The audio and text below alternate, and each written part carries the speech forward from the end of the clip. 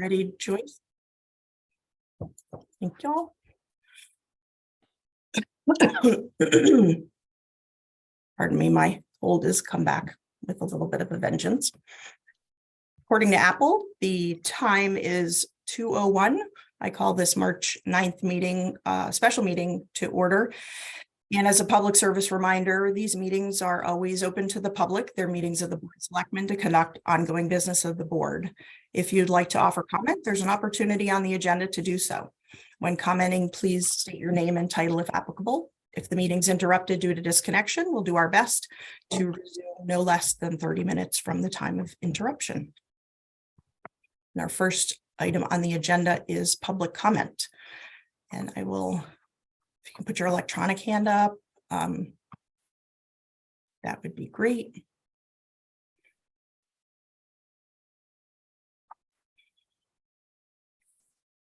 So far, I don't see anybody.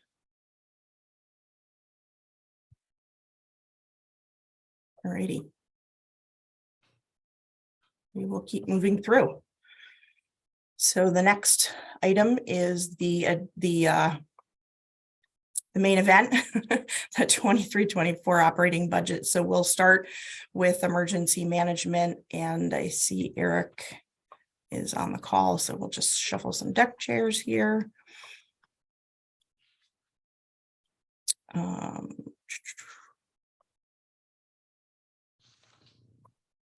All righty, Eric. Do you want to take us through in the sort of executive summary for your budget?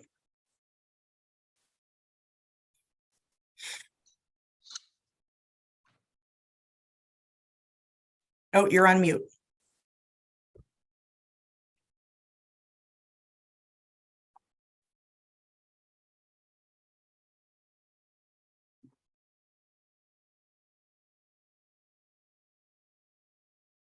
Can you call in?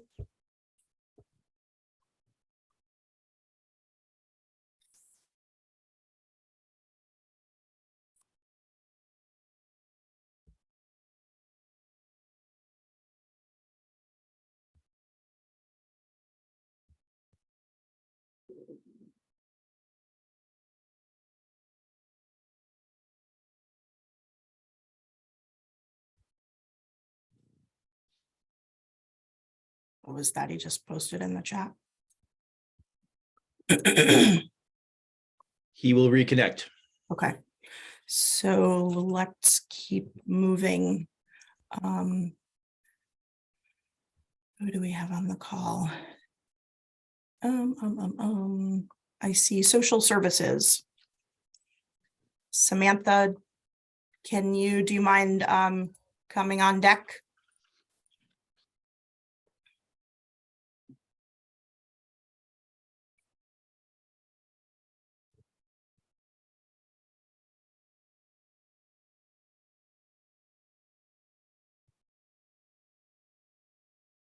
Can you hear us, Samantha?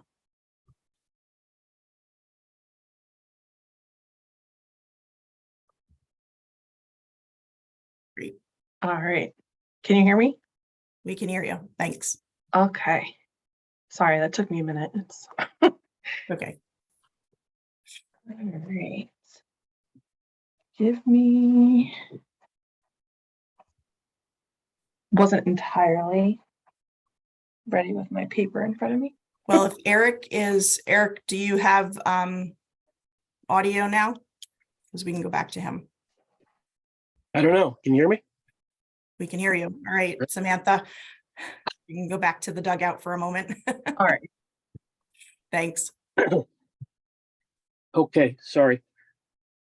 So the first item is the update plans and documents, which are the LEOP, the pandemic insert, the safety plans, and for town operations at 5,500. So the state has come out with a program to assist us. You know, we were talking in the past of about $15,000 to hire a consultant, and with the help of the state, we think we can do it for less.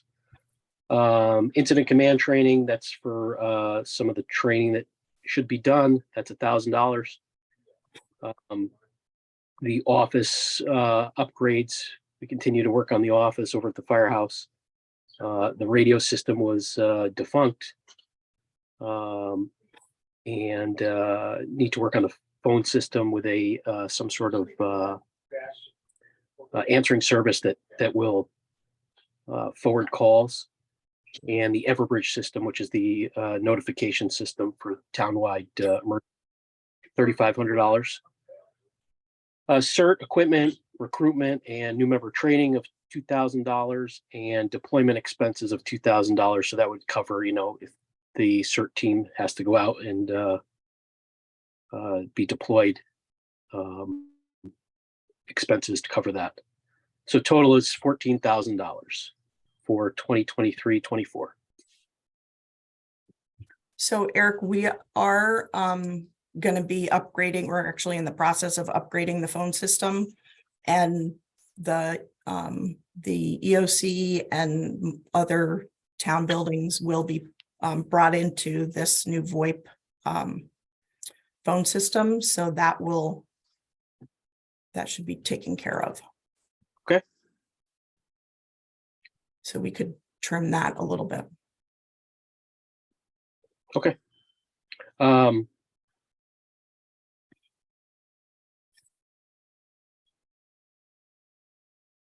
Yeah, I haven't gotten a quote on a radio yet, so I don't know where that would come in, but I would say we could probably reduce it by 1,000 if that works. Okay.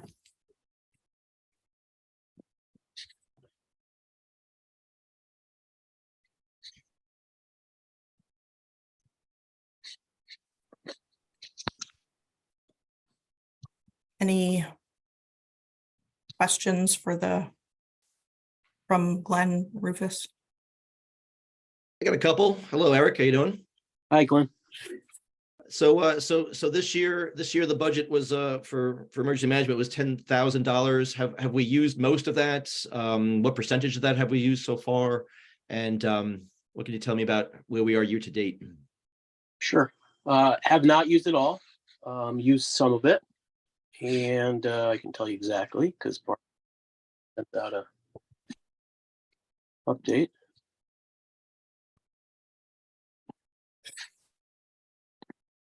There are still some upgrades that I hope to do for the office before the end of the year.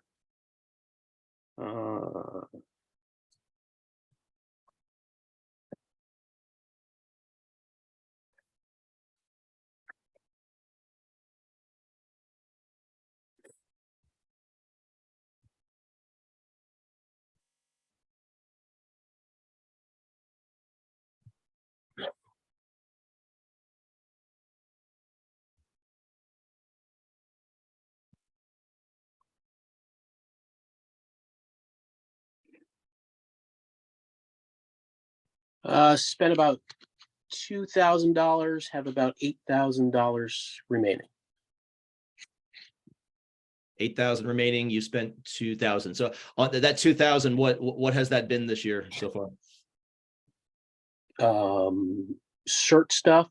I believe a computer was in that. Mm-hmm.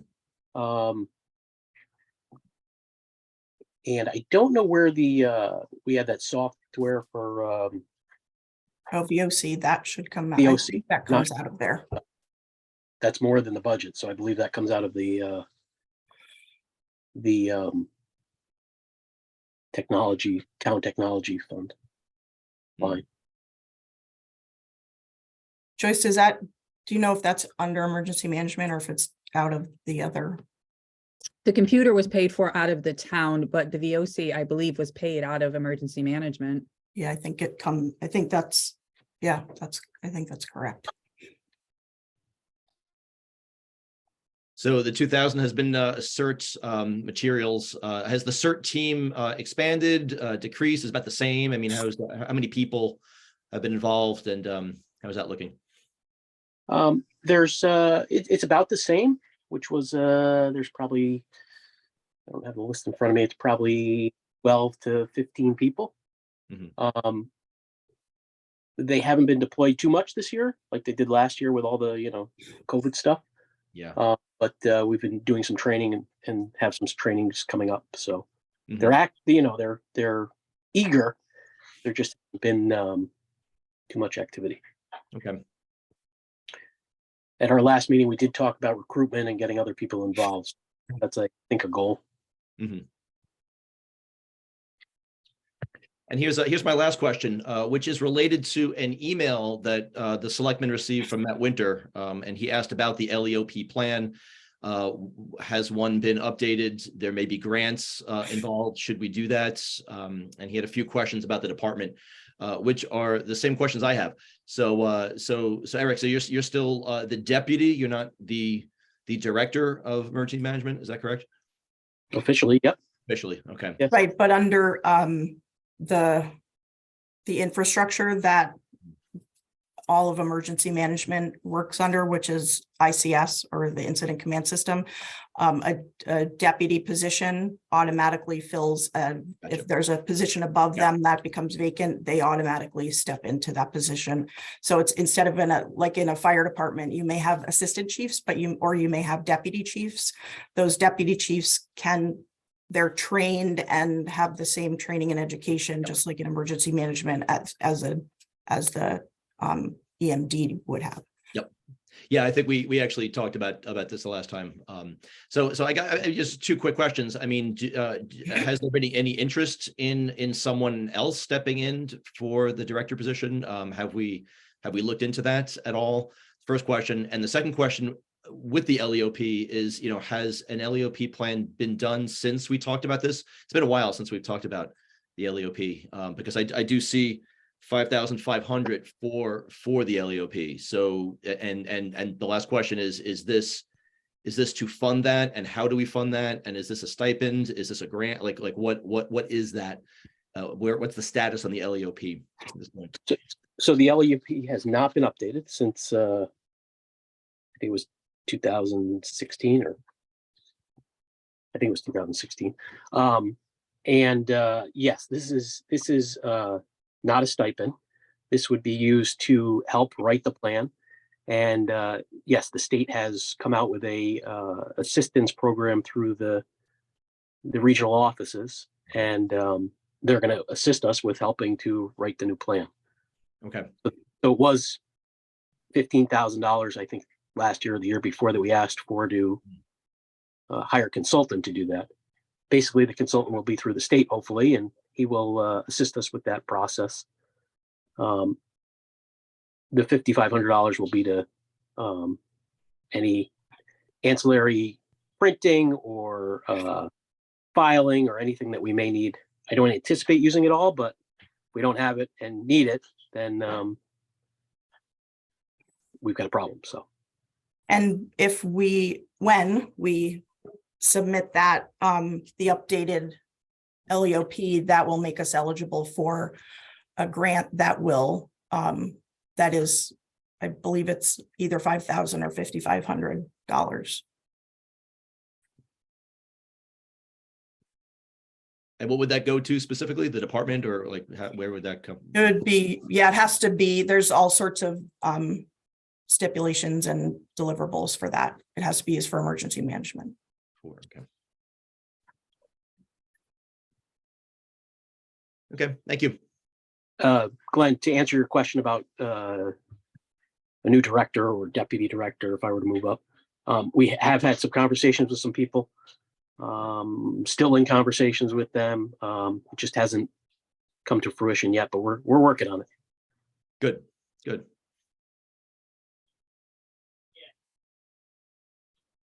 Thanks. Thank you. Thanks, Eric. Rufus, anything? I'm good. Okay. Thanks, Eric. We're going to shuffle the deck chairs. Take care.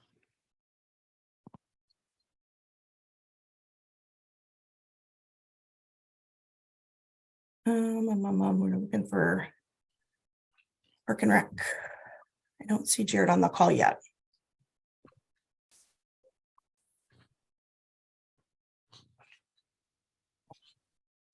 Samantha will. Why are we going over Park and Rec again. He's already given us his overview.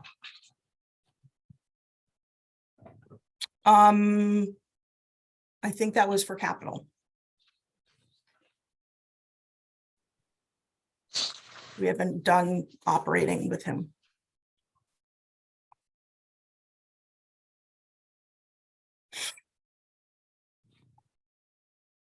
And I have a few questions about operating with Park and Rec, so I wouldn't mind talking to him again. Yep. Hi, Samantha. Hi. Do you want to take us through sort of just a high level overview of your request? Sure. You want me to go over everything or just the things that we were looking to like ask for an increase or change in? Yeah, the second. So the first one would be mileage, a small increase in that just because there's two of us in the office now. So that would just kind of help us have a little bit more there to be able to cover both of us making trips, or if one of us is going somewhere the other isn't. And then the next, the largest increase is for the senior center. Last year's budget, we have $1,000 for it. So because we have the senior center up and running, our hope is to increase the budget there to continue providing programs, making sure that we have the supplies that we need, stuff for lunches. Also keeping in mind that right now, the majority of our lunches are donated, and we've been receiving a huge amount of help from different restaurants or agencies, schools in town, but we don't anticipate that that will be feasible to continue to expect donations, or at least full donations, into the next year and years to come. So we wanted to make sure we had enough of a budget to cover the needs there. And I think the last change in our budget was going to be for professional development. So I wanted to be able to cover my NASW fees, as well as have an opportunity for either myself and or Rosemary to attend different trainings, specifically if there are Medicare trainings available to us, since that's ever changing. That was something we wanted to be able to have a better handle on going into the future. NASW, National Association of Social Workers. Social work. Yes, sorry.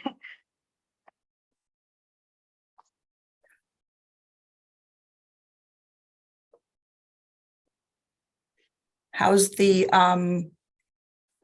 you're having a lot of positive feedback and positive results from programs, lunches. I know that lunches are the very, very popular. I witnessed that a couple weeks ago when we came to do the charter thing. Lunches are they're going fantastically. We definitely have those are our most attended programs. Of course, that also means they're our most expensive, just in terms of making sure that we have the actual food to provide, and we are trying to make sure that they're wrapped around another program so that we can get people a little bit more involved in the non-food related things. But we have been exploring more programs. We would love to be able to do more around like personal health. We'd like to be able to ramp up our arts and crafts, be able to provide more higher level activities for our seniors. Great.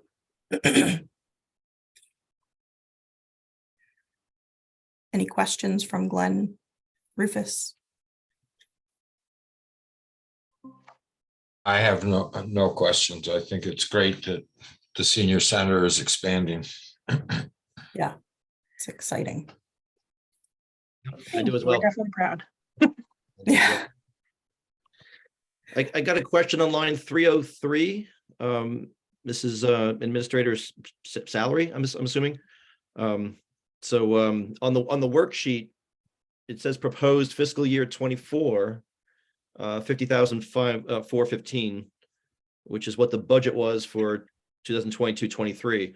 But in the February document I have here, it has 56,106 above that 50, which is 11.29%, including 3,671 in pension funding. Is that what I'm looking at? Is that accurate? That's accurate.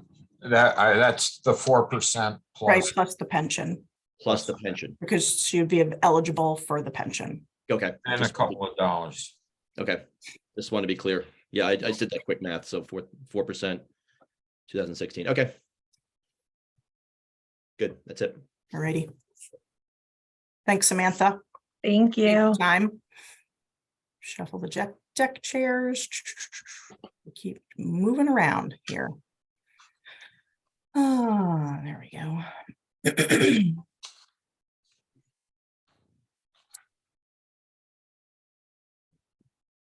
I know that Jared did have a meeting that he was dashing to, but was going to try to get it wrapped up.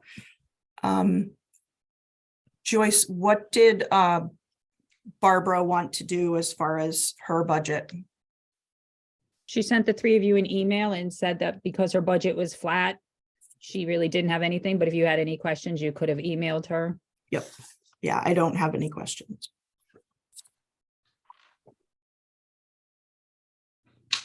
So do we want to move on to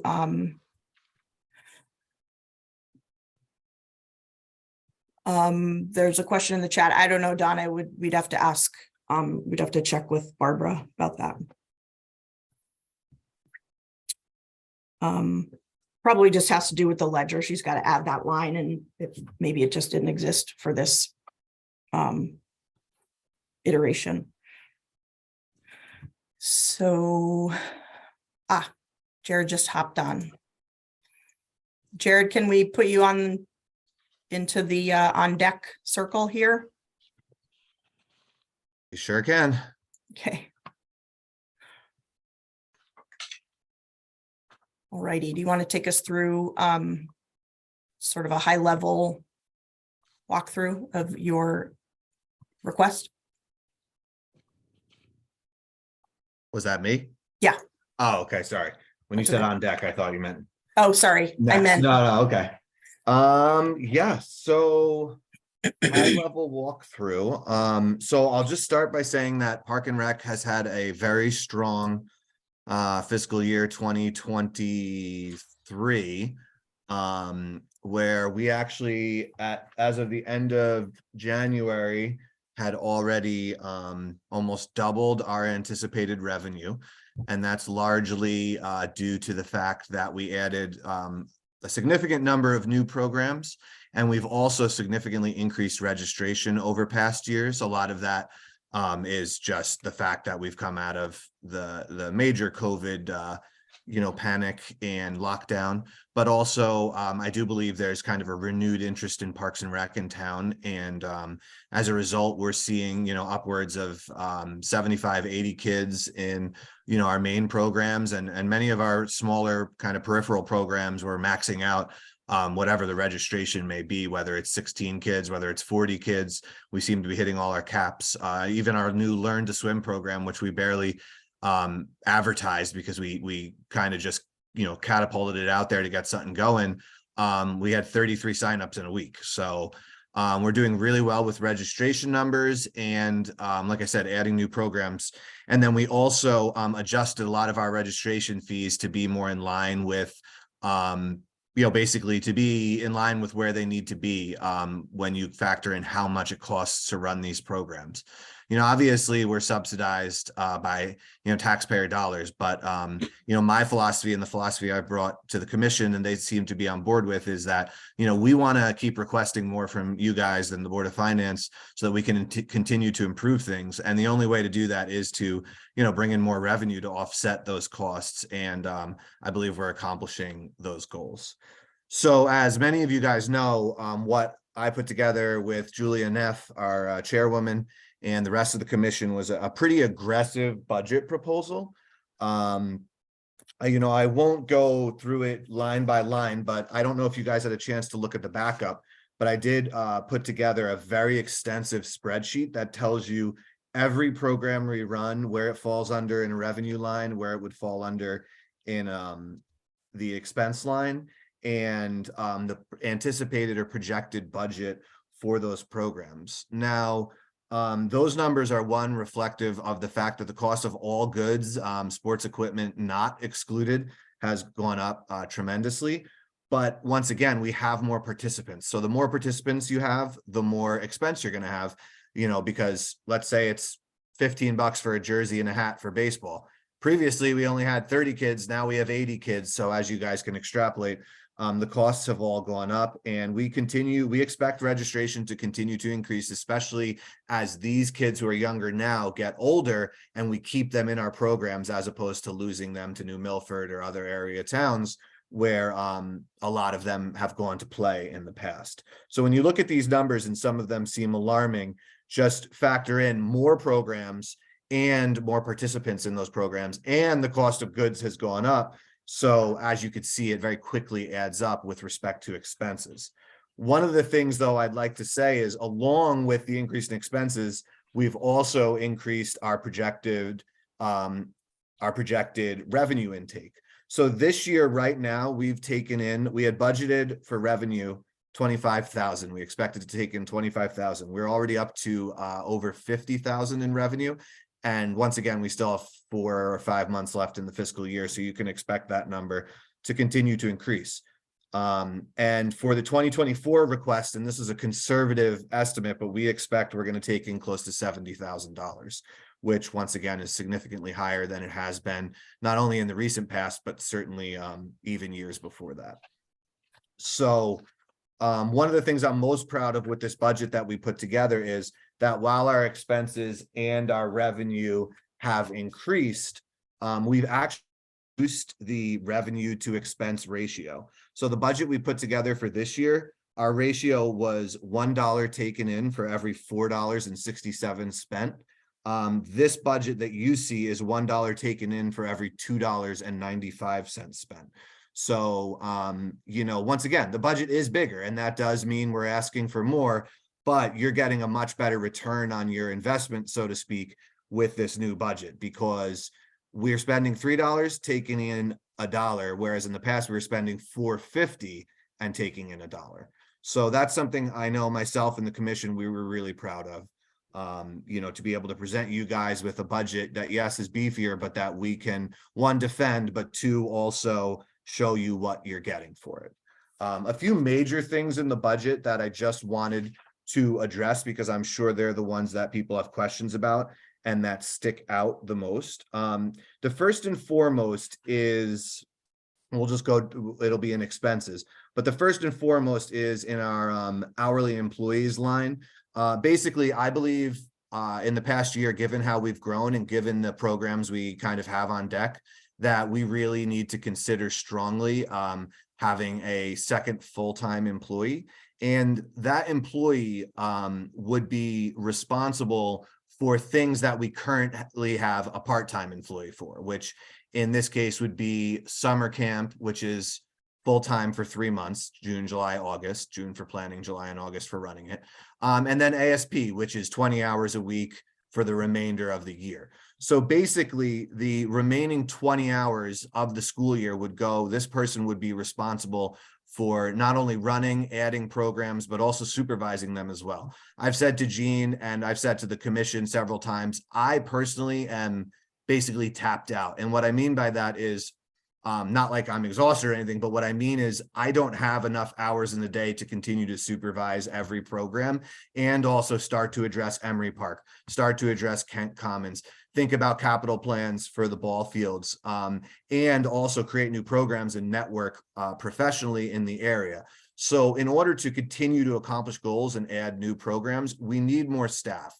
The idea that we could bring on part-time staff did cross my mind. We could just add a bunch of part-timers, but I believe there's something kind of intangible and important when you have consistency in your staff, and having a second full-timer, which I would certainly encourage our ISP director, Tom Ford, to apply to. That creates a level of consistency and familiarity for people that really is of kind of is kind of a it's invaluable. And it's great when people can go to programs and they're seeing the faces that they see all the time and can answer questions, and there's not this disconnect that you might have just having a whole bunch of part-timers. Furthermore, you're also not going to have the turnover you have. I know for relative certainty that Tom's graduating college. He's not going to work a part-time job forever. And as you guys know, in the past, we had an incredibly difficult time getting anyone for ASP, given the nature of the hours and the part-time basis. So my request for a full-timer, once again, is that so that we can continue to add programs, improve our programs, and continue to improve and uphold our newfound reputation in the community. So that was obviously something that I believe probably stuck out to everyone in the budget. And then the second part, which I think is probably also something that stands out, is the this line under fee programs for a community day. And this is something Jean and I had talked about on and off for probably a year now, even since I first started. And we thought it would be really cool to have, some type of a community day where we did fireworks and we had people come out, similar to what I've been told was the old Fireman's Fair. And everyone I've spoken to in town anecdotally has said how much they miss the Fireman's Fair, how great it was. And so we thought it would be really cool to bring back kind of our incarnation of that.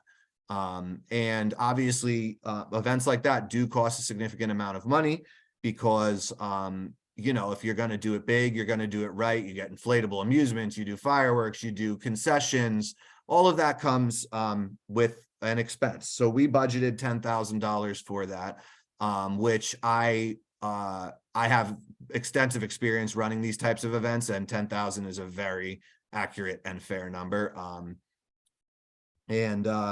Once again, that is really kind of our goodwill event for the community. And, once again, going back to how we're taxpayer subsidized, this is one of those things where we're offering this great event to the community at either no cost or a very small fee.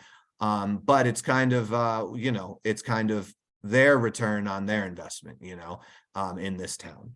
And, Jean and I have been hammering away, finer details and whatnot.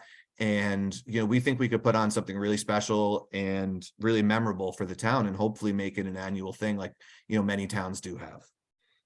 Outside of that, the only other thing that I thought would be important to go over again, and I know Glenn, you and I had a good spar over this last year, is the playing field line. I had requested 30 last year. It was cut down to 20. We've been able to make the 20 work, and I feel really good about the work we've been able to complete, but there's still a lot to do there. And, some of the things that we need to keep in mind outside of our new plan for the basic maintenance, which is, 6 applications of fertilizer, aeration, overseeding, lime, potassium. We also really need to start addressing the backstops. The large backstop will have to be a capital plan, but I believe we could do the other 2 smaller backstops as operating. And so we put that in there, which is part of the reason why I'm going back to that 30,000. So outside of that, I will open it to your questions. And if you guys have anything specific, obviously, that I didn't address, just let me know. Thanks, I can start. Oh, thank you. I got a few. And again, thank you for all the work that you do, Jared. It's there's a lot of good things happening. People tell me all kinds of nice stuff. So just want to glad to hear that. That's good. Yeah. Yeah.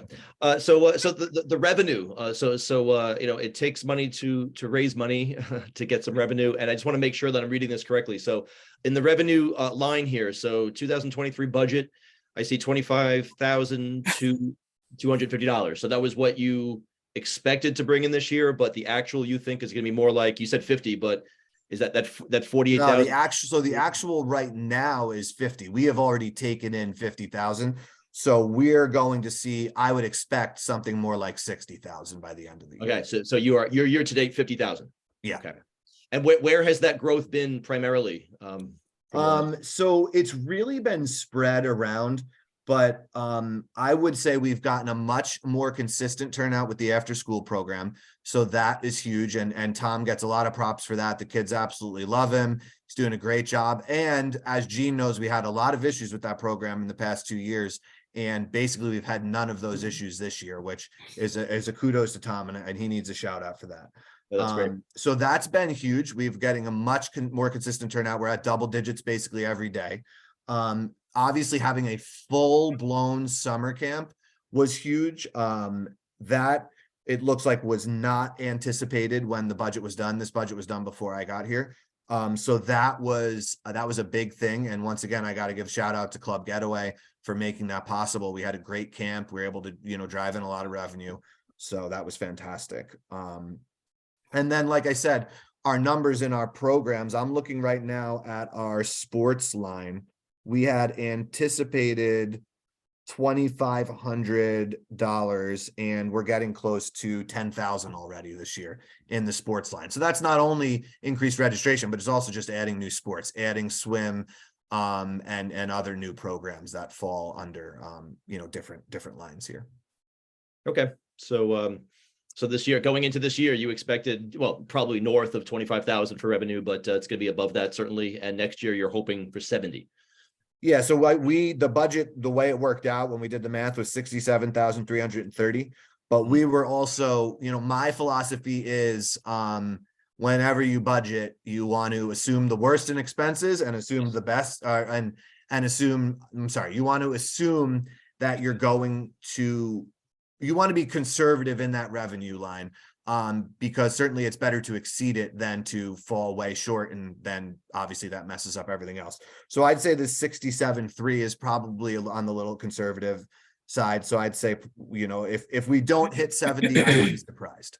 Okay. It's within the realm of possibilities, but it would be surprising to not reach that number. Okay. Question number 2 I have is about the Tom, whether he's full-time or part-time. What is the difference? Again, I'm trying to make sense of all these numbers here. So Yeah. So the difference between him being part-time and full-time is what exactly? What are we looking at here? Do you mean in terms of responsibilities or in what? Hey, In terms of pay? Yes. So his hourly rate, if he is the candidate, would not change, but he'd go from working. Yeah, so can we talk more about positions than people, because he hasn't applied, and Sure, the current state is the current state. That would be the position, correct. Yep. So if we had an ASP director and a camp director, give me 1 second here.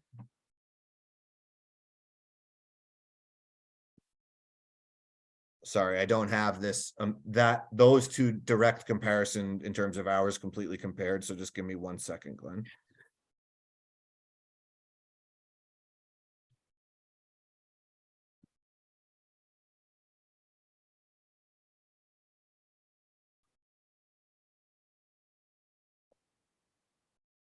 All right, so those two positions combined work roughly 1,200 hours, whereas a full-timer obviously works 2,080. So the difference in hours is about 800. So the difference in compensation would be roughly, this is roughly because I'm, eyeballing all these numbers here, but it would be roughly 16,000 in salary. 16,000. Okay, Yeah. that's what I'm looking for. Okay. Thank you. And then just last question. Yep. So there's this is much larger ask this year than last year. So between the community day, the playing fields, and this position, if you could, again, we have a lot on our plate here this budget season. Absolutely. A lot, and I want to hear from you if there is a ranking of these big ticket items that you would like to see in descending order. Could you do that? And that doesn't have to be right now. Doesn't have to be now. But, No, and honestly, I feel like I could do it now. And the one thing I will say, so if we're talking those three as our big ticket items, the number one undoubtedly would be the full timer. And the reason for that is because I think everything else follows, the success of everything else will greatly depend on having the appropriate staff for these programs, for our fields, etc. So that would be number one. And then number two, I think actually would be the community day, because I think we really have some really strong ideas, and I think it would take Park and Rec to just this totally next level. And then the fields. Obviously, I made it work this year for the fields, so we can continue to. And if we need to push out a backstop a year, it isn't the end of the world, because we are doing so much work to the playing fields themselves, which at the end of the day is the most important thing. So that would be my rank. And honestly, I feel very comfortable in that. You know, I don't need really time to think on it. You know, Julia and I have talked so much about all this, and obviously the commission, you know, we've had so many great discussions that I feel, you know, that ranking adequately represents what we feel as a whole. And Rufus, feel free, you know, obviously as our ex officio to correct me or add in, you know, anything you feel. No, I would agree with you that the commission would back you on that. Okay, great. Okay, thank you. Didn't mean to put you on the spot with that or Not at crunching all. numbers, but thank you for your candor and your transparency. I mean, thank you. Yeah, So- of course. Thank you. Any other questions? I see the floor here. So, just I guess an observation and a question there. In the spreadsheet you provided, there's 8 new programs / events. And I know like swim is not really one program, but it's multiple programs underneath there. Yeah, 'cause we you have- expect honestly, by the time we get this full thing going, to have probably more like 5 different swim options. Okay, So so program this options. seems adventurous. This many programs, but you're confident that rolling out all of these events, and it's really sort of heavy on the events, which I guess there's a trade-off, programs versus events. They each have their own you know, components that make them challenging.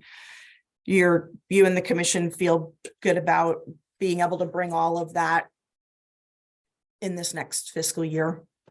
100%. Yeah. The only thing that is more of a theoretical idea than actually concrete, but we didn't really budget much for it anyway, is the Valentine's Day dance. And that's something we're still trying to, you know, put together. But if we don't have the dance, we'd most likely replace that with another similarly themed activity in that time frame. But no, I feel totally confident in that, especially if we have another full timer. But you know, simply because once again, and I'm not this type of guy, but I've done this for a long enough time, and I know what my limitations are and what I can reasonably expect from staffing as well. So I do believe that all this is possible. But once again, going back to the full timer thing, I think it's important to note that if I'm going to act more as a director than just a program leader, that's why we need more help, right? Otherwise, all of my time will be spent on this, and then just the basic housekeeping, you know, as well. But it's when we have that second full timer that I can start to do the more executive functions and really start to address the problem areas, which are our parks and facilities. Yeah. So, but yes, to answer your question more concisely, I 100% feel confident we can roll everything on this list out, and probably more than that. Okay. And looking at that list, thanks, Gene. I mean, just the senior lunches and bingo and the senior cards and coffee. So, I mean, we just heard from Samantha, social services, about all the lunches.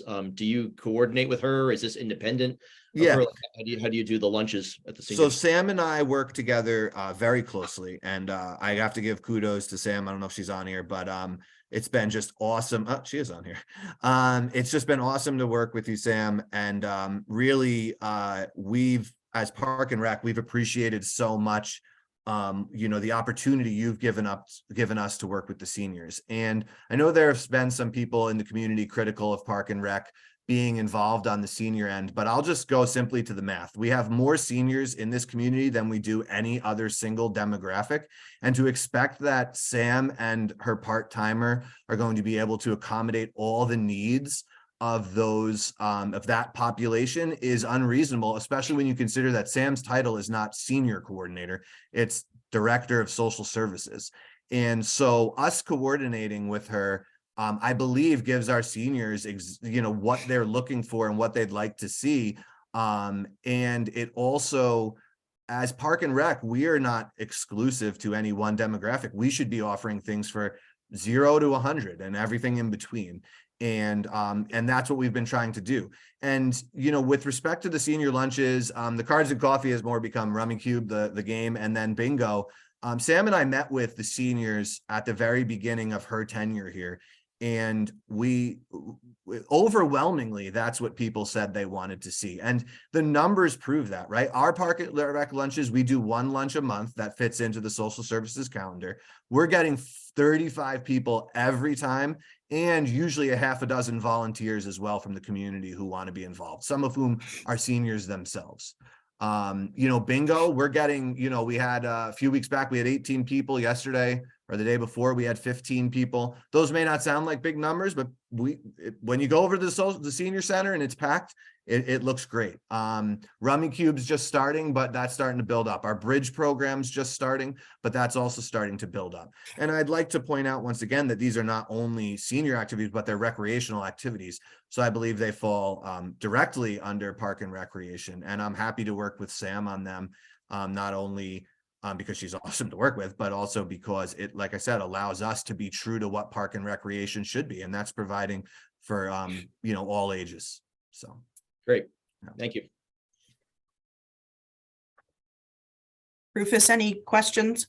No, I appreciate the energy and enthusiasm Jared's brought to Park and Rec, and I want to see this continue. I love the fact that he's bridging the gap and helping out, like with the senior center and stuff like that. I know in New Milford, some of the newer programs are getting older people, pickleball and badminton and stuff like that. So definitely Park and Recreation is not just for kids. Yeah, amen. Absolutely. Amen.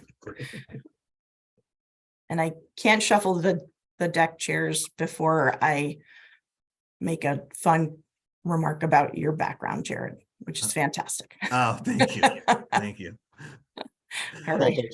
It's Park and Rec, right? Right. Gotta be Gotta fun do it. on here. It's Great. great. I appreciate you guys obviously giving me the time to talk. And I'd let Jean know I was going to be a little late, but I do apologize. I double booked a meeting. But does anyone have any other questions that I can answer? I think we're good. Okay. Good. Thanks for all you do. Thank you Appreciate the guys. time. Appreciate it. Have a great day. Thank you, Jared. Alrighty, as we flow through, we're gonna move over to town buildings. Joyce.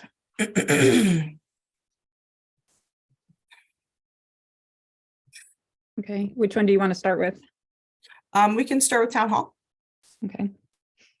So the highlights are, I added an additional $10,000 for computer services with the addition of some software, the website price increasing, cost of computer replacement going up, 10,000 seemed like a small fee. Electric, obviously, stands, I don't need to explain that.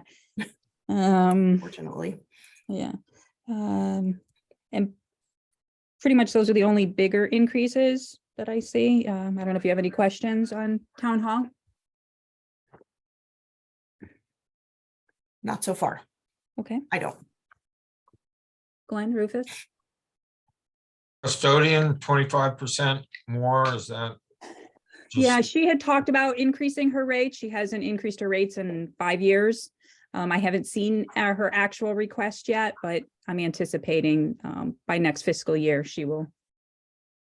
Be more something. current. Yeah. Okay.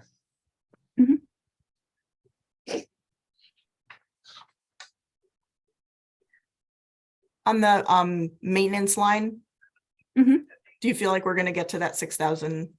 Oh, This for year? sure. Yeah. That's what I thought, yeah.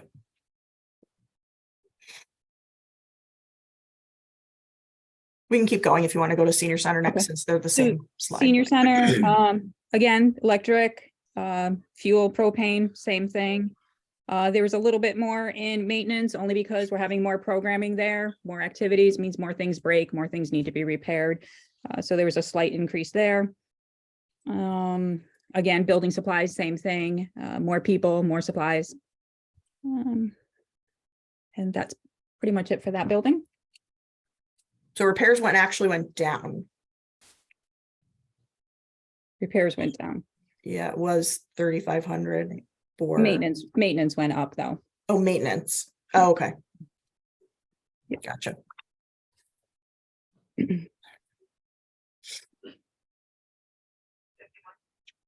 There's no questions, community house. Again, there's the big one in this one would be repairs, and that increase is because in discussing with social services, they would like the food bank, some building modifications done in that space. Sam is with the volume of people that she's receiving in that space. There's a wall between the two rooms. She would like that wall removed. So there will be some construction, electrical work that will require new flooring, those sort of things. So that's why there's a big jump in that, as well as a portion of that is also just for regular repairs on the community house, given today's economy and everything costing more when anything needs to be repaired. So that's a combination of those two expenses.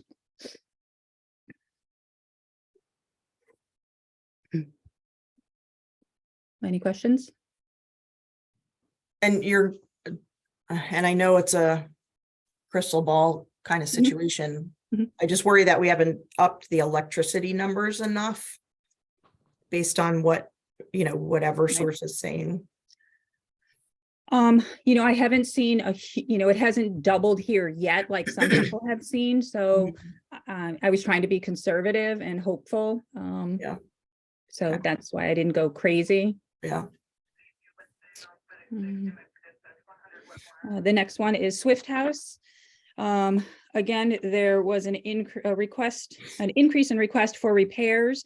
And until really I know what the building is, that's just to maintain the exterior. Primarily, that was designated for the porches that all need to be redone. And that was my hope.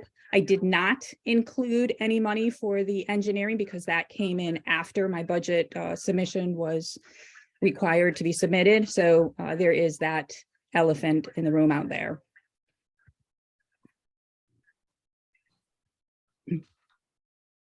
Okay. And that's all I have. Oh, Welcome Center. Welcome Center, I did increase as well because there really is no money for repairs. And as we know, the building is already aging and we've had repairs in there. So that's just to maintain the building.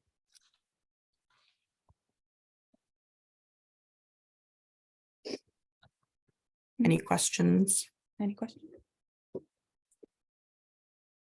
I guess just a question about the community house. That's the biggest jump, it seems, 5,000 to 20,000. So there's just regular repairs there. And then explain a little bit further about the new, so a wall would go away because.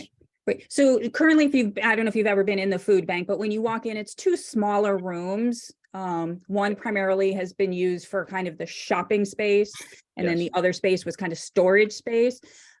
Park and Rec has graciously given up their closet over there. So Samantha is in the process of utilizing that closet for other things and would like the room opened because when she gets a few people in there, it's very congested and not user friendly. So she would like to modify that space, and that would include removing that middle wall.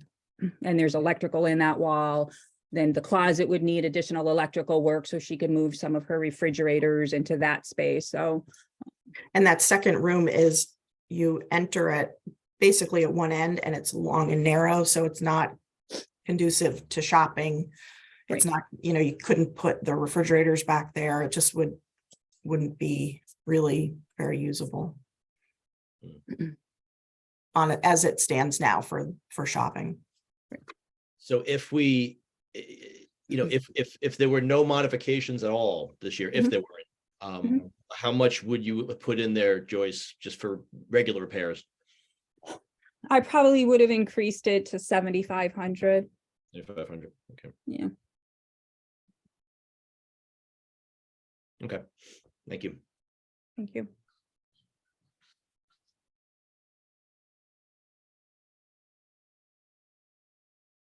Any other questions? Righty. Let's track of my schedule here.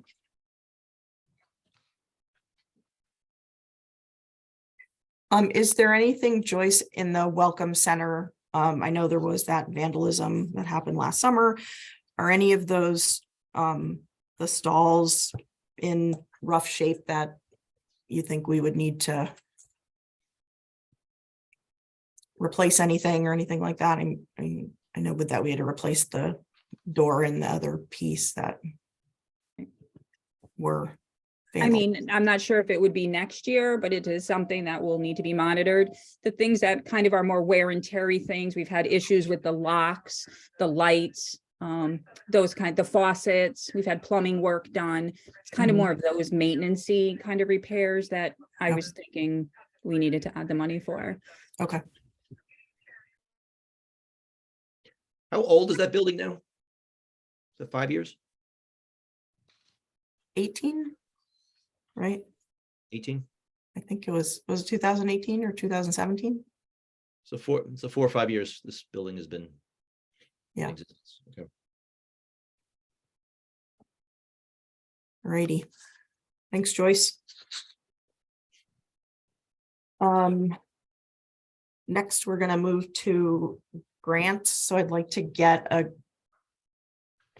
have this discussion so that we can come out with a consensus agreement.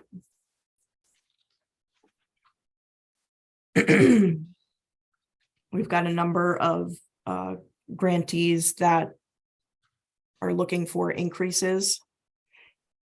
And I can't remember, I think it didn't get put into, at some point we did recently get a request for $1,500 from the regional hospice folks. And that's something else that we should at least consider. So if you look in the right-hand column, there are a number of organizations that we allocated a pretty significant amount of ARPA money to. So I think that should be part of what we consider as we walk through these. And Jean, do you know if all of these ARPA monies have been dispersed to these organizations yet? I believe so. What's our ARPA balance? We'll have to ask Barbara for that for Monday. I don't know. But you're sure all these organizations received these So it was organizations? all awarded. I don't know if they actually have a check in their hand, but okay. they were all awarded. Yes.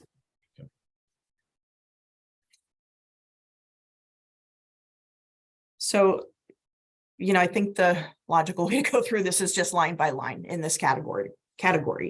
So Conservation District was flat. The nursery school was flat. They did get grant money.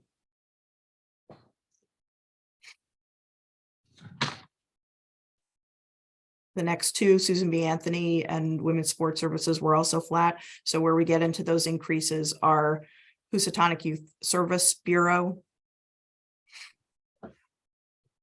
They're asking for that almost 43% increase, and they did get ARPA money from us. So I guess these are really the ones that we should discuss and decide where we want to go with them.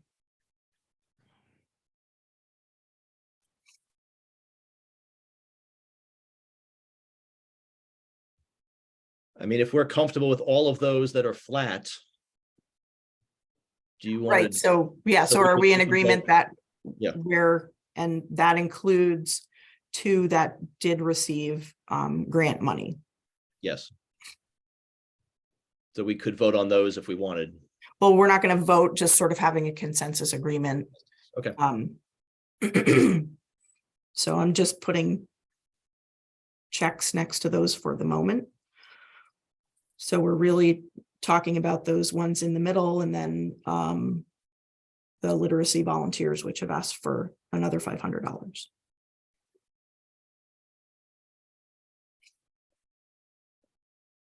So let's talk about Housatonic Youth Service Bureau. They came to us with the discussion a couple meetings ago.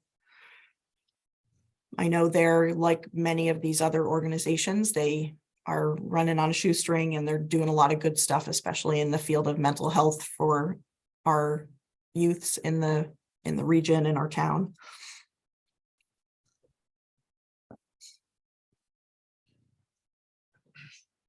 I'm good with what they are asking for.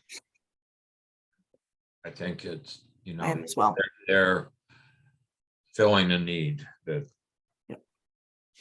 we need to keep in focus. Yep. I agree. That's fine. Kent Library Association. I will abstain from this discussion. Okay.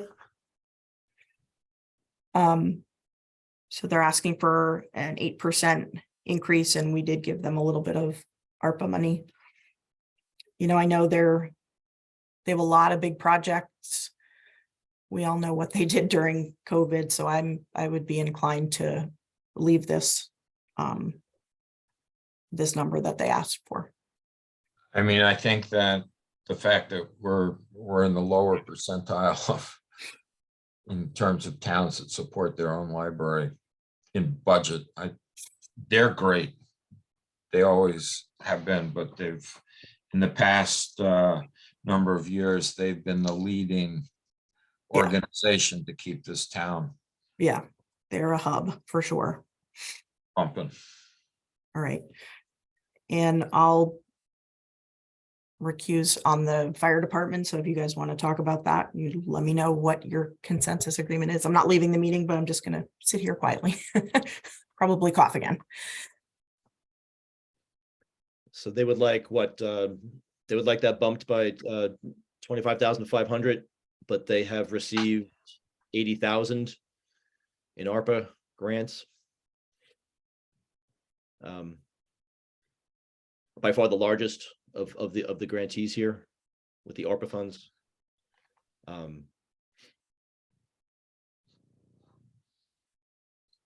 I mean, I would be open to bumping them up from our position, but maybe not 25,500 because of that 80,000. I think it's 20,500. 20 that We're 20 going from 106 to Sorry. 126.5. 20 that. Thank you.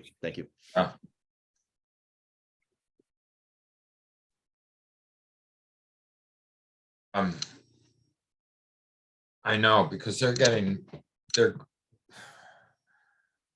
I mean, it's big increases across the board with ambulance and everything else. So I agree that we should bump them up a little bit, but maybe go to 120 and cap it at that. Yeah, I was going to say 10,000, but I can go to 120. I'm okay with that. Okay, 120,000. yeah.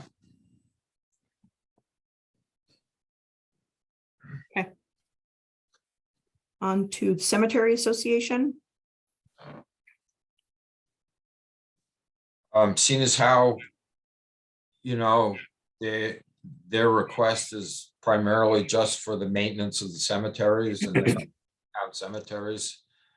And they've been able to fundraise and do everything else. I know they did get some ARPA money, but I know they're also behind in repairing monuments and things like that. So I think that was a reasonable bump.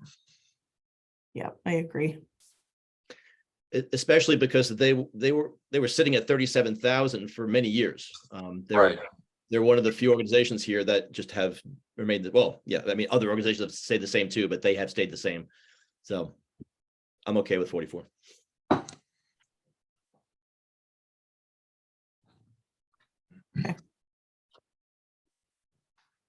Chore service.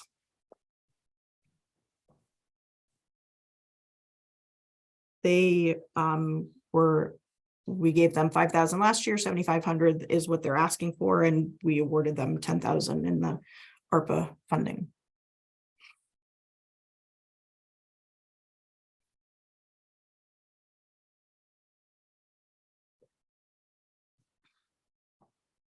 You know, they offer an important service. They've been at 5,000 for a bunch of years. ARPA grant of 10,000 doubles that. Yeah. So, you know, I'm not adverse to 7,500, but I would feel better at maybe 6,000. Like we can give them a bump, but because they got a larger percentage relative than what we usually give them with the ARPA, I think that's pretty good. Okay.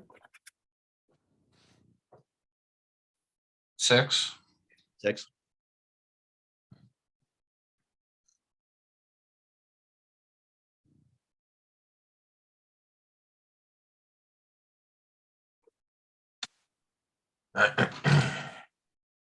And then literacy volunteers that they didn't get any ARPA money, so I'm inclined to leave that. And they were flat for I think previous it's well worth the bump. Yeah. Yep. Me too. That's fine. Okay, so we are in consensus agreement to reduce line 227 to 120,000 and reduce line 229 to 6,000.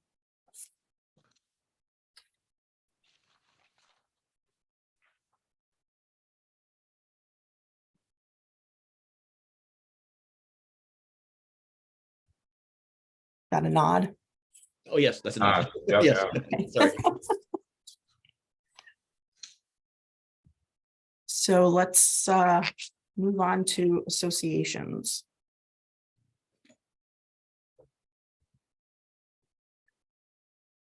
So we have a couple of grant recipients, but really those, the paramedic, that's a contract. I almost feel like that should go down to where the rest of public safety is, but that's just something we should take care of.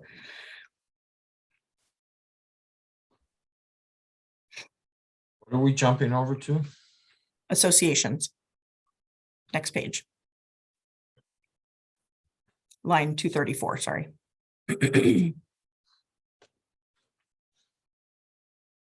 So that paramedic line of 241 there, that's the biggest jump, obviously, in this group. Yeah. And that's because of New Milford bolting from. Yep. And the cost of And the cost. contracting is going to be through the roof. So this is not something we can just decide. Yeah, no, we don't have. It's not much choice. I think we. Just Yeah. to state the obvious. Okay. I Say do. Did I see Catherine Bacharach on the call? Maybe Ruth. Maybe Ruth can shed some light, or Samantha. The elderly nutrition program. The budget for current is 863 and the proposed is 198. I didn't know if Samantha or Ruth, if you had any light to shed on that. Let me Is see. that the one out of Torrington you're talking about? Yeah. Meals on Wheels, no. Catherine would know that. I don't, sorry. Okay. I don't either. Let me see if there's 242. Just looking for if there's anything. I don't remember seeing anything in the folder. Yeah, I believe that's for the Meals on Wheels and the meals that used to get served on Monday, Wednesday, but because that's been eliminated, there's not as many meals. And so that's what the reduction is. okay.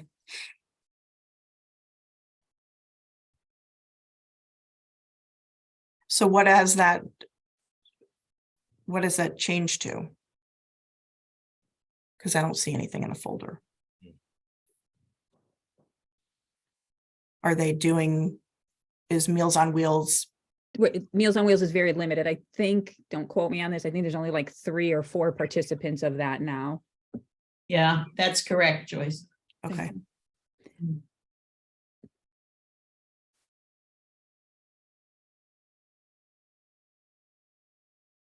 And I don't mean to put you on the spot, Ruth. Just thought, if you had any insight to share on rural transit. I know that there's been a lot of transition there, and the board that you sit on is really trying to provide guidance for them. And I heard some good things about Yeah, we are revamping. And did you get a request? I think we did. You did, and I believe Barbara spoke to them, and I think she was going to use ARPA to offset that request. Oh, you're right. Yep. Yeah, good. We had talked about using ARPA, so good. Yeah, so oh, right, in the margin, it says they asked for 9,760 and they were awarded an ARPA grant of 15,000. Okay, so that makes sense. It's good to hear that you're rebuilding, revamping. Yeah, it's, we know transportation is so important in this town, and hopefully they'll spruce up what they're offering. We still get the bus 2 days a week here, so. Okay. And so there is another letter in that folder from Regional Hospice asking for $1,500 in grant support. Excuse me.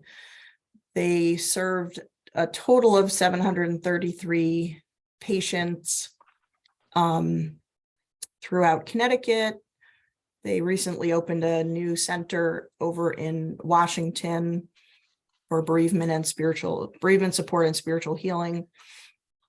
I don't think they have specific numbers for Kent, because I think they're a fairly new organization. And I know that this ask went out to a number of other towns in the COG, if not all of them. I can reach back out to them and ask them if Is they this have a any- county-wide thing or is this a? It's so they're in, I believe they're in Danbury, right? Yeah, they're in Danbury. I think they do statewide, but their focus is really the western side of the state. I believe they're 3 years old. If I had to, I'm trying to think. The original director had called me, I believe it was 3 years ago, to talk about what they were doing and their mission and what they were planning to, the obvious support that they're planning to provide. So if you want, I can reach out to them and ask if they have any numbers for Kent residents specific. You should be able to have that by Monday. My question is, if a Kent resident needs hospice, where do they go? Are they going to this place or are they going to visiting nurses and get hooked up through? It really depends on what your situation is. There is RVNA, there would be this organization. If you were looking, if the hospice needs were not in-home, sometimes hospice is not an in-home service. So it really depends on what the needs are.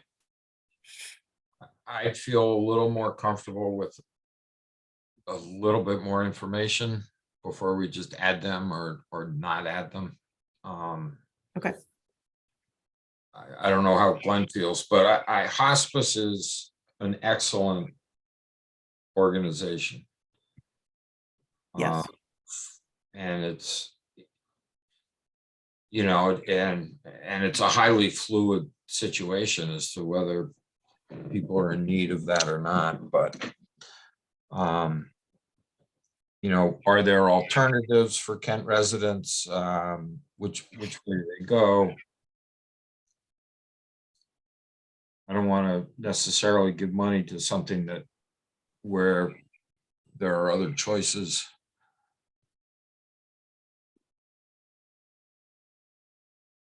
So that's my thinking. Okay, just taking in a couple of notes.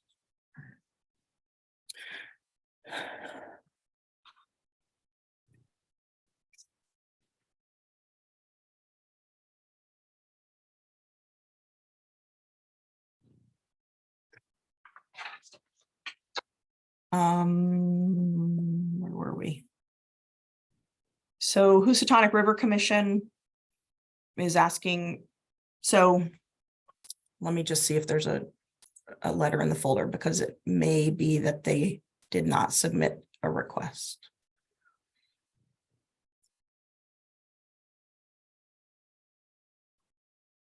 So it looks like they did not receive, put in a request. They did, so the Housatonic River Commission is going to be sort of the lead organization for this recent, in the recent, I believe it was the omnibus bill, but don't quote me on that. The Congress passed legislation for the Housatonic River, our section of the Housatonic River, to be designated as a wild and scenic river, which comes with it eventually some funding from the federal government. But I'm wondering if,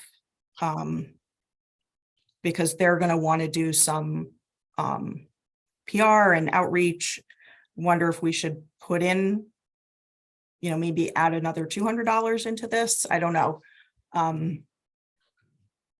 I would leave it right the way it is. It Okay. keeps us connected to them. Okay. I don't see their need necessarily expanding right away. Okay, and if they need something, they can come and ask. All right.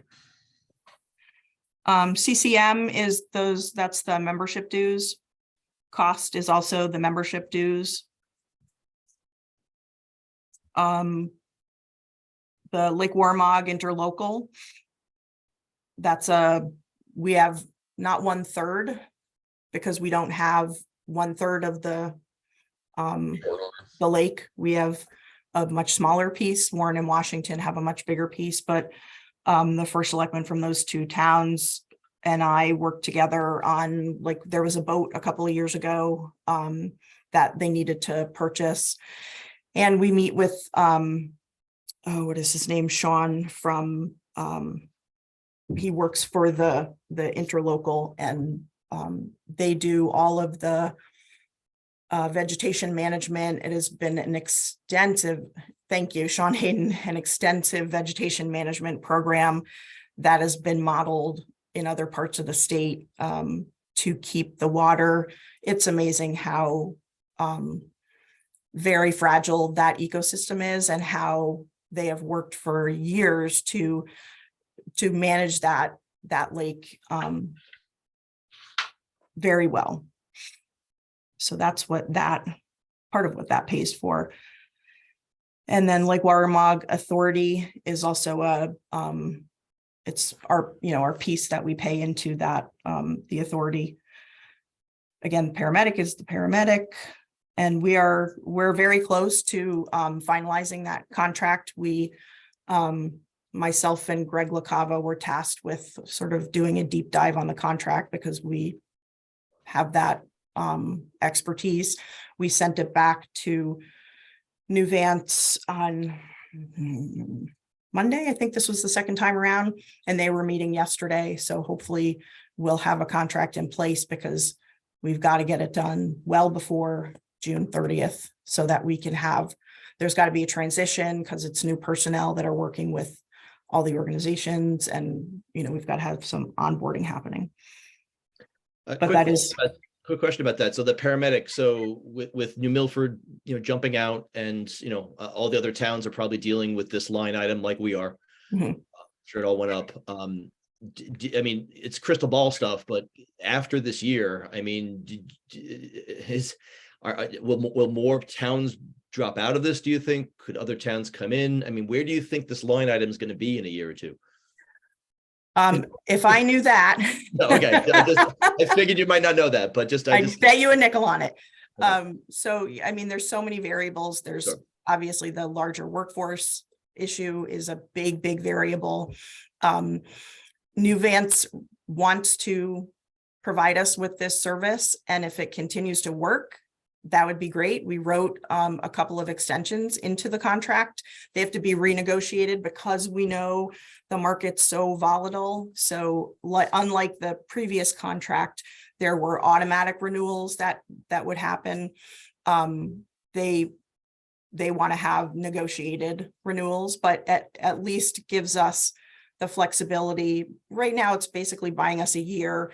There's a number of towns that we could change the model, you know, taking a more regional approach to EMS. There's a lot happening with Washington with their new building and all of the training facilities that they're putting in.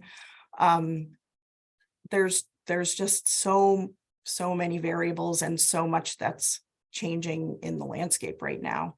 The new community paramedicine model that's being rolled out across the state could be a game changer for rural areas like us, which would make it more viable for, like, let's say a Kent Volunteer Fire Department, or if they wanted to create a separate regional EMS association that could provide this community paramedicine model on top of the 911 response, then we could, you know, it's perfectly feasible to think that we could collaborate with Cornwall, possibly even Sharon, Washington, Warren, to pull together enough call volume that it would work financially.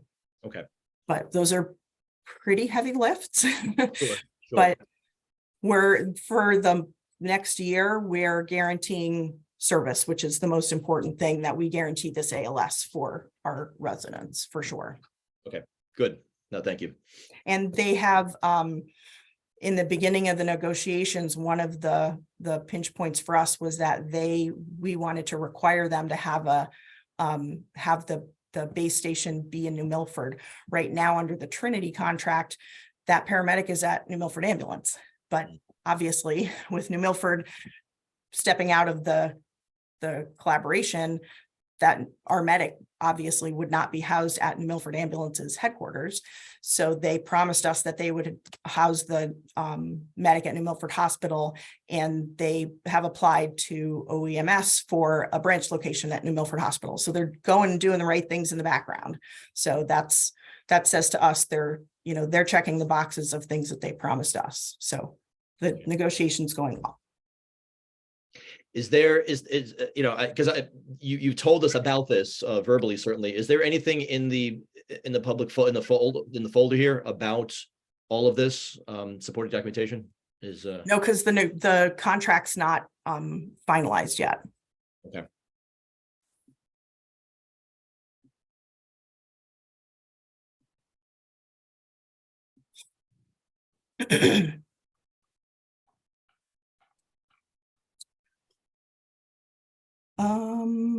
Let's see. We already talked about the nutrition program. HVA. They asked, did they send in I thought they did. They did. I think they were keeping they were keeping theirs flat. So they kept it flat, plus they were awarded some ARPA grant funding. So are we in consensus agreement at this point on grants and on associations? I am Yes. good. The only thing I would say, again, the biggest jump is that paramedic, and the contract isn't done certainly, but if we could justify that by somehow saying, New Milford, by proving that New Milford left the consortium, because when this goes to the public vote, people might want to Yep. know that not Oh, everyone. you know what I can put in the folder? We created a new schedule, which it's based on the anticipated Mhm. cost of the contract, but it does lay out that it's just the 6 towns. Yes, And then I believe there's a note on it that says New Milford, is opting out of the region at this time. that would be great. I think just for the sake of transparency for everyone to know, because Yeah. that's a huge jump. And I mean, anything with a jump should have documentation, I think. Yeah, it is. They are just preliminary numbers, but it does Yeah. actually show in a nice linear way how we get to that, Yes. because yeah. there's multiple different factors that make up a matrix Mhm. of that arrive at the percentage that each town is responsible for. It's not just like a call volume or population. We created a matrix for it. That'd be great. That'll help people to understand this, I think. Yep. So thanks.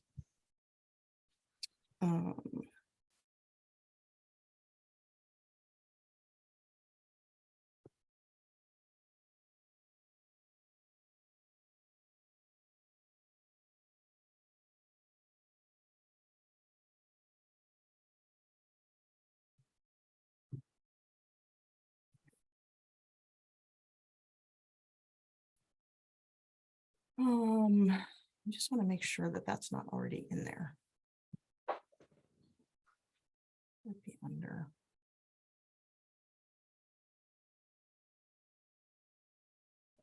No. So, yeah, I don't know if regional hospice would go under grants or associations. That we would leave that up to Barbara and the Board of Finance.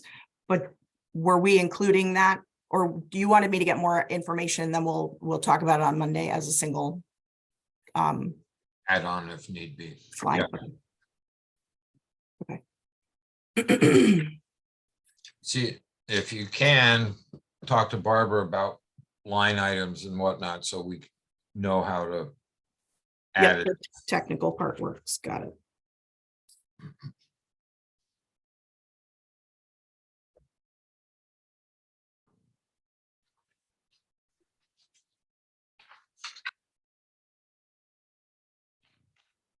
Okay. Alrighty. So I think we've made really good progress. I do want to go through the just from my notes, there were a number of departments that were still outstanding. Oh, and I did, so at the CCM Legislative Committee meeting this morning, they went over a bunch of bills really in a lot of detail, but it was good because one of the things that they talked about, which I didn't realize, was the early voting bill. And the legislature is focused on the bill, I forget what number it is at this point. I see Melissa on the call, maybe she's got it. The bill that is provides for a 10-day early voting time period. They want to implement that for the 2023 election. So and CCM has estimated, I don't know what town they use to base this estimation, that for a 10-day early voting timeframe, they said it would be an estimation of $20,000 additional. So I'd like to talk to Therese and Sal to What are see, the stipulations for early voting? I mean, you got 10 days, you provide certain hours on different days. I mean. there's you all don't sorts of have- stipulations, there's storage, requirements. There's no fiscal note on the bill yet. It won't get a fiscal note until, I think there's 3 bills right now. Darlene, I'm gonna take your hand because hopefully you might have a little bit more information. Well, I know that we met with Secretary of State Stephanie Thomas, who actually drafted or was a big part of drafting the bill that you're referring to about the 10 days. Yep. And what she had emphasized was, as far as the fiscal side of it, that she would not support the bill if there was not any type of support from the state level. And I also spoke with Representative Blumenthal and Representative Horn, and they both were of that same concern. And to Rufus's question, none of the bills are even addressing at this point the actual how to do it process. I mean, yes, we know that we have to have early voting based on the constitutional pass. They're still really working through the individual how-tos, registrar side, town clerk side. Like you said, where is it even gonna happen? Mhm. So I support the CCM from trying to put a figure on it, but it's such a ghost figure at this point because there's no bill that's even been suggested of the 10-day versus the, I think it's 10, 12, and 18 or something. So Yeah, there's those are 3 the 3. bills and they haven't even identified which bill they're gonna actually support. Right, the push is the 10-day one. Correct. So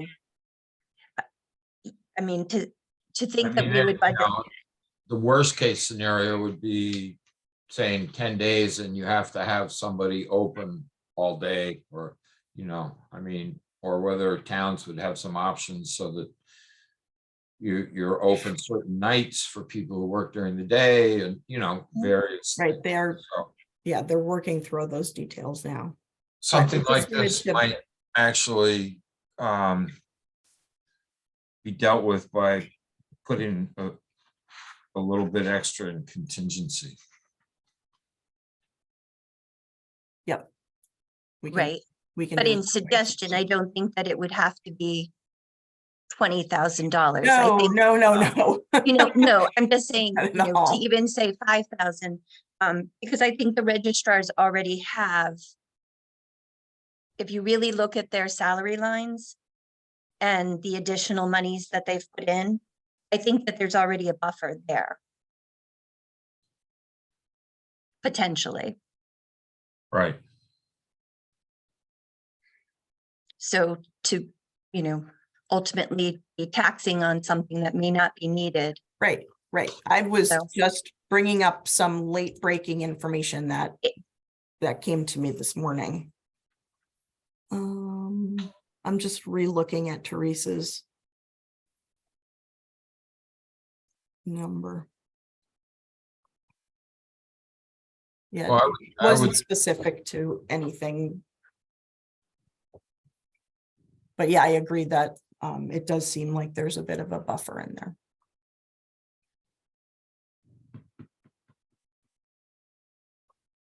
So we'll have to see, and we'll assume that we'll get some funding that comes with it.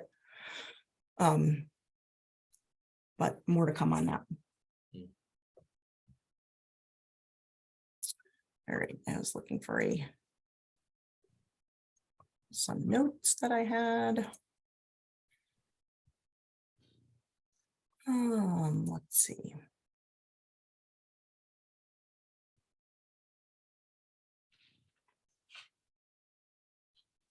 Oh, it's here somewhere.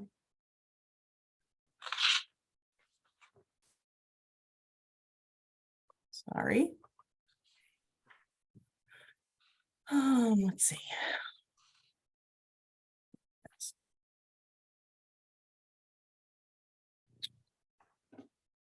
So, and I'll put this on the screen share. Where am I?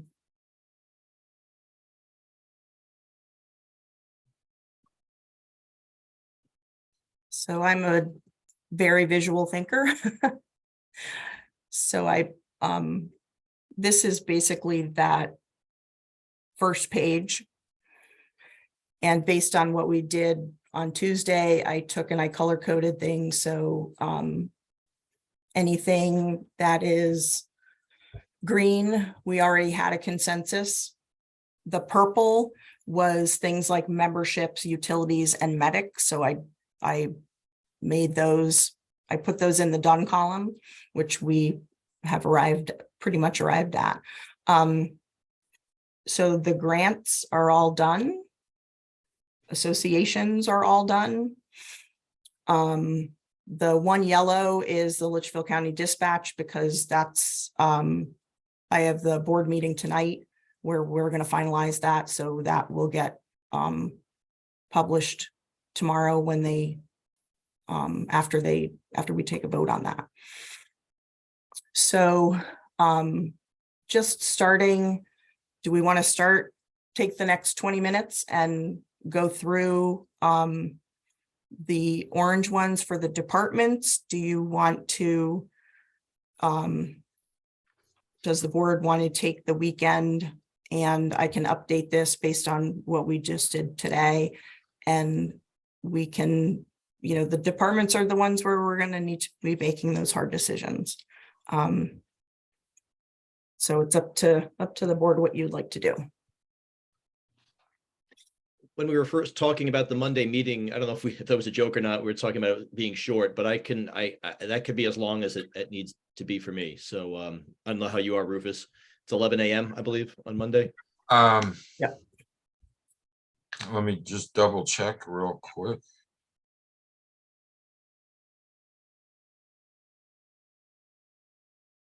I have nothing early afternoon, so I can go from 11 to, although after a while numbers sort of get blurry, but until we're done. So are there any of these that so do you want to we talk did? about like town buildings, community house, town hall? Yeah, let's do those right now. Okay, so town hall. And I have those up here. There we go. Can you see that? Yes. Okay. I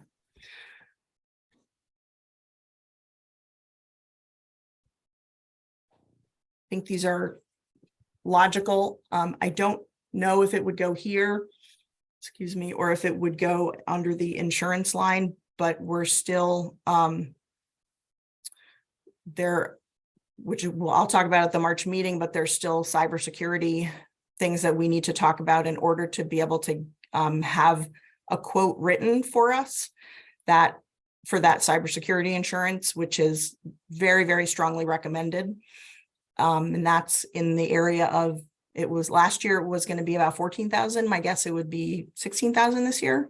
Just keeps going up and up. So we do have to sort of leave that in the consideration hopper, but that's not in this budget right now because they won't write a quote until there are certain things that we have to do before they'll write a quote. So just something to think about. But for purposes of right now, I'm comfortable with the numbers for these three buildings: town hall, senior center, and the welcome center.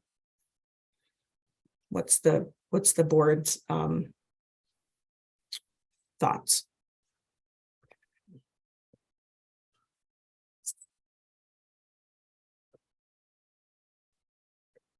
I'm okay with that. I thought the welcome center was a higher jump than I'd anticipated. Well, she was anticipating some repairs. Maintenance. We also haven't had any, there are flowers and ornamental trees and bushes there that don't get any care whatsoever, so that would be an important thing to include. And it 99% of it is having it cleaned on a regular basis, which we need to do.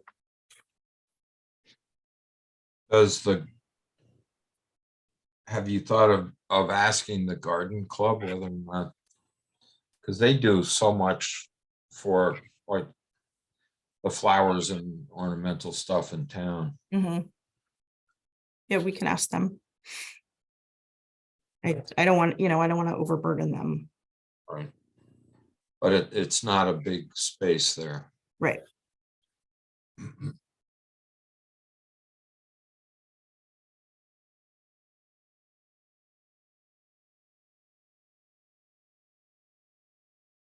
Okay.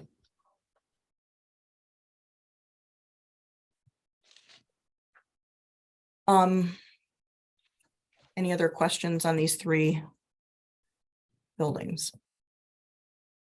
And do we have a consensus agreement, a nod, or a thumbs up? Thumbs up. All right, so we will mark those three: Town Hall, Senior Center, and Welcome Center.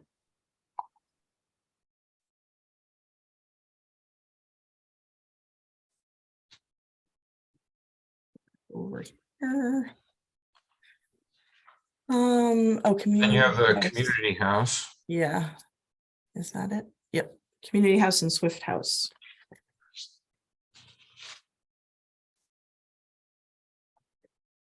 I'll go community house first. Yep. So again, why, I asked Joyce there, just basic repairs would go up anyway a little bit to 7,500. But the reconfiguration of downstairs, breaking of walls and moving things around, that seems to be 12,500.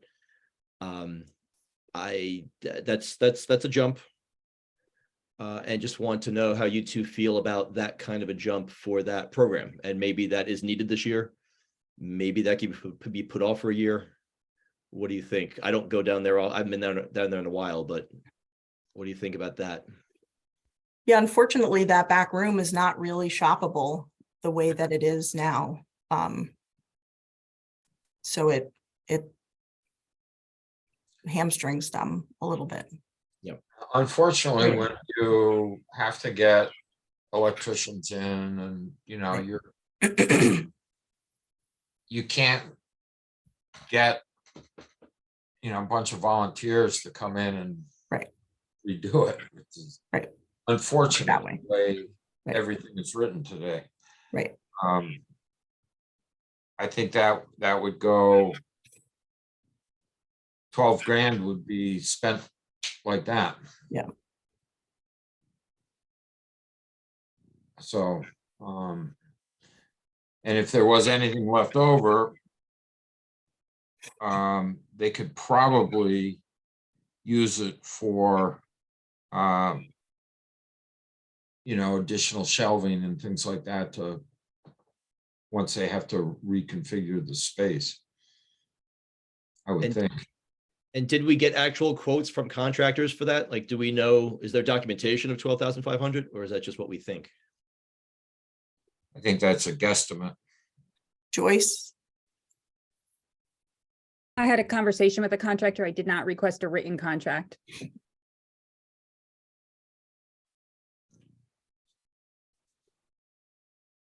And there's there's regular repairs in there as well. So Yeah, I mean, the regular repairs, I don't mind regular repairs going up, but if we reconfigure a town building space, I would be comfortable going to contracting, doing contracting out a little bit, maybe getting 3 quotes.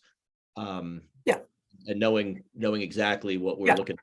So, I mean, this could be higher even. So. if we start to work, it's 12,500, and then it's even higher. Then we're stuck. We have to keep going. Find the money for that. So, Yeah, knowing the sort of space of it, I think that's plenty.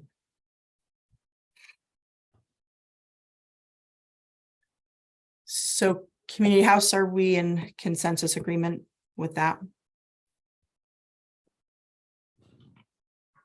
Thumbs up.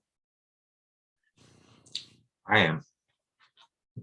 Glenn, you're hesitating. Fine, Or you're fine. frozen.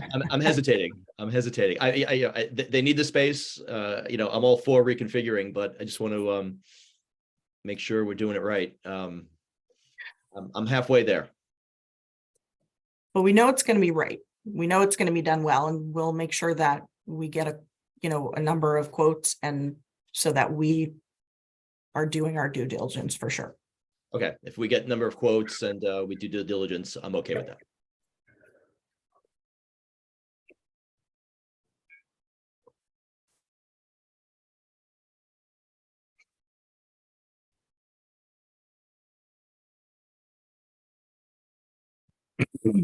Just taking a couple notes.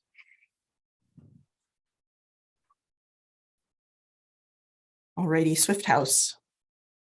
Now, Zan, I see you have your hand up. And I thought you were gonna stick to public comment. Let me get just a reading from the board before we have you come on. So I will allow you as the chair of the task force, but just if you can give us a couple minutes just to have a discussion. I'll start, being on the committee and, being at the meeting last night. We talked about just general repair work that needs to be done this year. And, Joyce put some numbers in there to reflect that, especially the porch area. The big question is the RFP. It is the $13,900 for the architect, Silver and Petrocelli. We've talked about that as a board here. We've accepted that recommendation by the subcommittee, and we're trying to figure out where monies can come to pay for that, to fund that. Now, should that be added to this? Should that come from somewhere else? Should that be some kind of maybe that the discretionary that what's that line? Contingency. Thank you. So we could continue that discussion now where that could come from, should we want to do that. But I'm okay with these numbers that Joyce presented now. And if we want to talk about that architect now, that's great. If you want to wait till Monday, that's fine too. So my expectation is that that would be coming out of this fiscal year. And I am, I forget how the saying goes when you're beating the bushes to find some grant money. Because I think that it's not so much money that we wouldn't be able to find some grant funding for. I still think we should look at our ARPA accounts and see if there's extra money there, because this is, towns are giving ARPA money to preservation of buildings, of historical, it fits in. If there's money there, just because it shouldn't be. I don't believe that money should be in the Swift House budget, because it's a necessary expense to be able to provide accurate figures for the town to make a final decision. And it's bigger than the Swift House. It's So for purposes of our special meeting, which is the 23-24 budget, and to just do a quick round robin, my expectation was that it was going to be expended, and we were going to figure out that it was going to be expended during this fiscal year, not next fiscal year. so let's stick with And, the, and I'm asking the other board members what your expectation was. Did you think it was going to go into next fiscal year? Or did you think it was going to be in this fiscal year or expect it to be? I guess that's the real question. The hope of the subcommittee is this fiscal, of course, as quickly as possible, but depending on where longer the, it takes to get the money, it's likely to go into both, but yeah, so it depends where that money comes from for the architect. So if there is monies left over from ARPA, I would assume that would go to the ARPA committee for some discussion too. I guess we need Barbara's input, I believe. So let me talk to Barbara about this on Friday. we need the balances. the The ARPA Mhm. committee, we've accepted their recommendations, and there was a little bit of money left over. I don't think we have to necessarily go back to the committee. If we want to use that for something that's come up, it's within our rights as the Board of Selectmen to designate that money. It Let me- is. Let me talk to Barbara. But on I also throw that out because the ARPA committee, I think, is planning to meet later this month as well. So, we haven't met for months.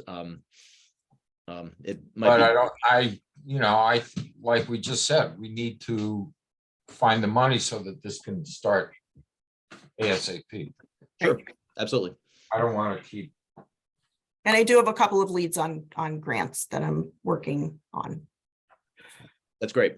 So, whether it comes from grants or ARPA, that's, so we could talk more about this on Monday? Yes. Great. Zan, I was just going to make sure that the architect engineer was discussed, and I'm happy that you have discussed it and that seems to be a priority to take care of this year. If it doesn't get taken care of this year, does it go into next year's budget?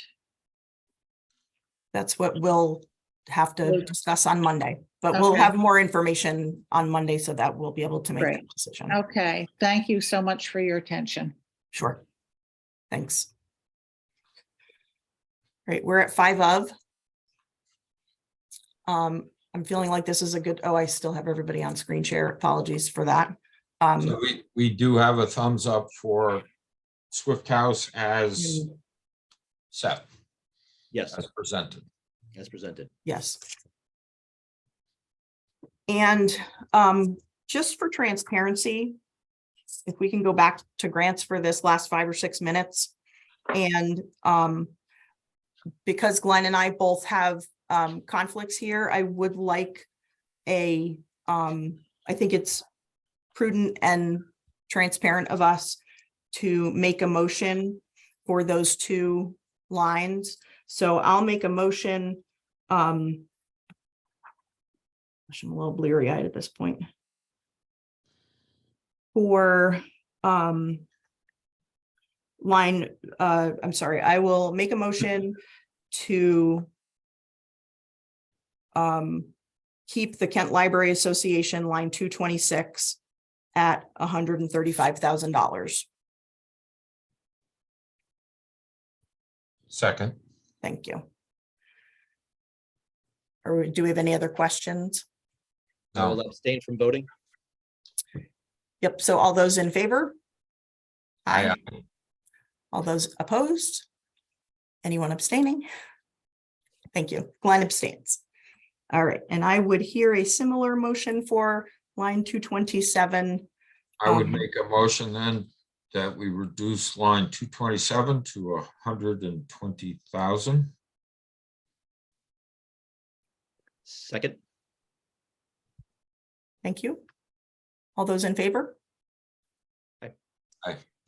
That's Rufus and Glenn. All those All those opposed? opposed? Nobody? All those abstaining? I'll abstain. Thank you. I appreciate that. And with 4 minutes left, I'll entertain a motion to adjourn. so moved. Alrighty, a second. So before, no, yeah. Right, I don't- wanted, so I wasn't rushing through this motion, so I'll second that motion so we can go through the homework. So put your front page up again.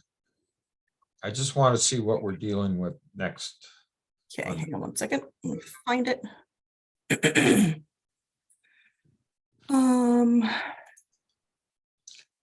We're obviously looking at COLA and